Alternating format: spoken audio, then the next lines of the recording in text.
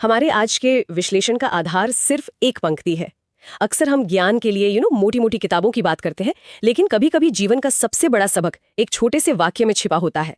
हमारे पास श्रीमद् भगवद गीता का एक ऐसा ही सूत्र है जो जीत और हार की हमारी पूरी समझ को जड़ से हिला सकता है। और यही इन सदियों पुराने विचारों की खूबी है, वो समय के साथ और ज्यादा प्रासंगिक और ज्यादा रेलेवेंट होते जाते हैं। बिल्कुल। तो आज हम इसी एक पंक्ति की गहराई में उतरेंगे, ये समझने की कोशिश करेंगे कि असली लड़ाई आखिर लड़ी कहाँ जाती है। श्रोत कहता है, गीता में लिखा है, जो स्वयं से हार गया वो सब हार गया। बस इतना ही। चलिए इसी को खोलते हैं। स्वयं से हार जाने का मतलब क्या है? ये किसी मैच में हारने या एग्जाम में फेल होने से अलग कैसे है? ये बहुत अच्छा सवाल है, क्योंकि यहीं पर सारा सार छिपा है। आमतौर पर जब हम हारते हैं तो वजह बाहर ढूंढते हैं। हाँ, कि हालात ठीक नहीं थे या सामने वाला ज्यादा ताकतवर था। बिल्कुल, किस्मत खराब थी। लेकिन ये सूत्र इन सभी बाहरी वजहों को सिरे से खारिज कर देता है। ये सीधे सीधा हमारी तरफ उंगली करता है, हमारे अंदर, हमारे मन की तरफ। तो मतलब सारी जिम्मेदारी बाहर से खींचकर हमारे अपने कंधों पर डाल दी गई है। लेकिन एक बात बताइए, क्या ये थोड़ा अव्यावहारिक नहीं लगता? मान लीजिए किसी का बिजनेस सच में बाहरी कारणों से, जैसे मार्केट क्रैश की वजह से डूब जाता है, तो क्या तभी यही माना जाएगा कि वो स्वयं से हार गया?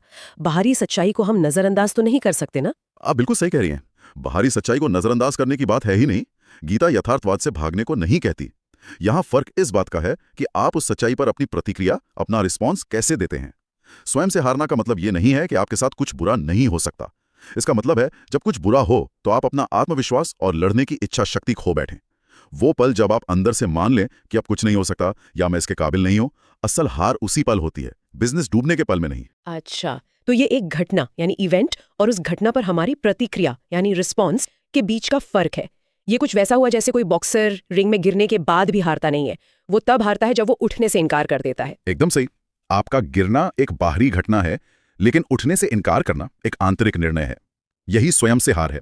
जब इंसान अपनी हिम्मत, अपनी मानसिक ताकत, जिसे हम मेंटल स्ट्रेंथ कहते हैं, उसे छोड़ देता है तो वो अंदर से हार जाता है। और गीता का संदेश यही है कि ये आंतरिक हार किसी भी बाहरी हार से कई ज्यादा बड़ी और खतरनाक है। और यहीं पर सूत्र का दूसरा हिस्सा आता है जो मुझे सच कहूं तो थोड़ा चौंकाता है। वो कहता है, वो सब हार गया। कुछ हार गया नहीं, सब हार गया। ये इतना चूणित, इतना एक्सट्रीम क्यों है? अगर कोई अपना आत्मविश्वास खो देता है तो क्या वो सच में सब कुछ हार जाता है? हाँ, और ये बात आज की दुनिया में शायद पहले से भी ज्यादा सच है। इसे एक इमारत की नींव की तरह समझिए। आपका आत्मविश्वास और मन की मजबूती वो नींव है।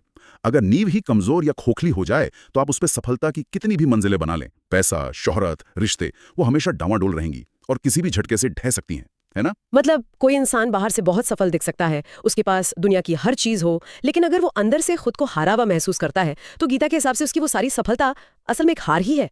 ये मानना थोड़ा मुश्किल लगता है। मुश्किल लगता है, लेकिन हम इसके उदाहरण हर रोज देखते हैं। बड़े बड़े सेलिब्रिटी, कामयाब बिजनेस पर्सन जो सब कुछ हासिल करने के बाद भी अंदर से खाली महसूस करते हैं, डिप्रेशन में चले जाते हैं, क्योंकि बाहरी जीत उन्हें वो संतुष्टि नहीं दे पाती जो आंतरिक शांति से मिलती है। बिल्कुल। जब आप अपनी ही नजरों में हार जाते हैं तो दुनिया की कोई भी जीत आपको विजेता महसूस नहीं करा सकती। और इससे भी बड़ी बात, एक हारा हुआ मन आपको दोबारा कोशिश करने की हिम्मत ही नहीं करने देता। वो हर नए मौके में पुरानी हार का डर देखने लगता है। इस तरह एक तरह से एक आंतरिक हार भविष्य की सभी जीतों के दरवाजे बंद कर देती है। इसलिए कहा गया, वो सब हार गया। ये तो एक दुष्चक्र, एक विशिष्ट साइकिल जैसा लगता है। मन से हारे तो बाहर हारे, बाहर हारे तो मन और ज्यादा हार गया। तो फिर इस चक्र को तोड़ने का रास्ता क्या है? अगर सबसे बड़ी हार अंदर है तो जाहिर है सबसे बड़ी जीत भी अंदर ही होगी। पर ये आत्मविजय या सेल्फ विक्ट्री है क्या? क्या ये कोई मोटिवेशनल बात है या इसका कोई प्रैक्टिकल तरीका भी है? ये सिर्फ मोटिवेशनल बात नहीं है, ये एक पूरा विज्ञान है। और अच्छी बात यह है कि इसके बहुत प्रैक्टिकल तरीके हैं। यहाँ एक आम गलतफहमी होती है कि आत्मविजय का मतलब अपनी भावनाओं को दबाना या हर वक्त जबरदस्ती पॉजिटिव सोचना है। ऐसा बिल्कुल नहीं है। इसका मतलब है अपने मन के काम करने के तरीके को समझना और उसे मैनेज करना। इसे हम 3 कदमों में समझ सकते हैं। ओके, ये दिलचस्प है। एक पूरा एक्शन प्लान।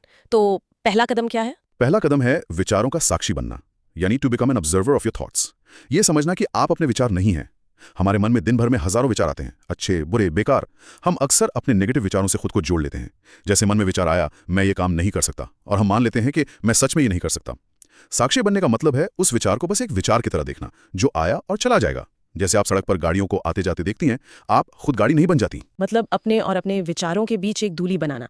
जब वो नेगेटिव आवाज मन में आए तो उसे अपनी सच्चाई मानने की जगह बस ये सोचना कि अच्छा, ये एक नेगेटिव विचार है जो अभी मेरे मन में आया है। ये सुनने में तो आसान है, पर करने में शायद मुश्किल हो। शुरुआत में मुश्किल लग सकता है, लेकिन अभ्यास से यह संभव है। यही मेडिटेशन या ध्यान का मूल सिद्धांत भी है। जब आप ये दूरी बना लेती हैं तो विचार आप पर हावी नहीं हो पाते। आप ड्राइवर सीट पर आ जाती हैं, न कि विचार आपको चलाते हैं।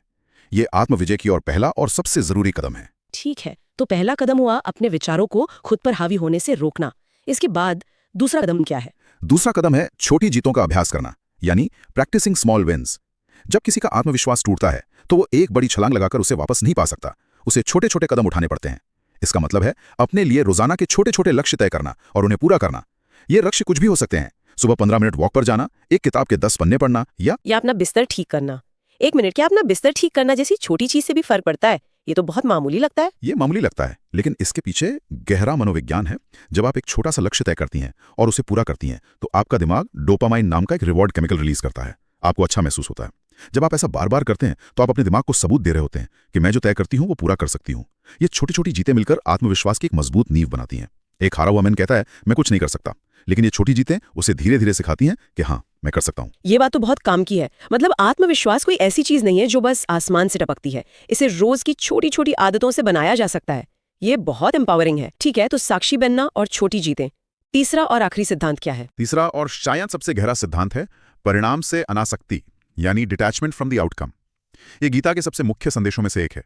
कर्म पर ध्यान दो, फल की चिंता मत करो। अब इसका मतलब ये नहीं है कि आप जीतना ही ना चाहें या आपको नतीजों की परवाह ना हो। ऐसा सोचना गलत है। हाँ, यही सवाल मेरे मन में आ रहा था। कोई भी एथलीट या स्टूडेंट बिना नतीजे की परवाह किए कैसे मेहनत कर सकता है? जीतने की इच्छा ही तो हमें मेहनत करने के लिए प्रेरित करती है। बिल्कुल, यहां अनासक्ति का मतलब उदासीनता या इनडिफरेंस नहीं है। इसका मतलब है अपनी पूरी ऊर्जा और ध्यान अपने प्रयास, अपनी प्रक्रिया, अपने प्रोसेस पर लगाना और अपनी खुशी या आत्मसम्मान को नतीजे से ना दौड़ना। क्योंकि आप अपने प्रयास को 100% नियंत्रित कर सकते हैं, पर नतीजे को नहीं। नतीजे में कई और चीजें शामिल होती हैं जो आपके कंट्रोल से बाहर हैं। तो अगर कोई स्टूडेंट परीक्षा की तैयारी कर रहा है तो उसका फोकस सिर्फ अच्छी तरह पढ़ने पर होना चाहिए, न कि क्या मैं टॉप करूंगी इस चिंता पर। एकदम सही।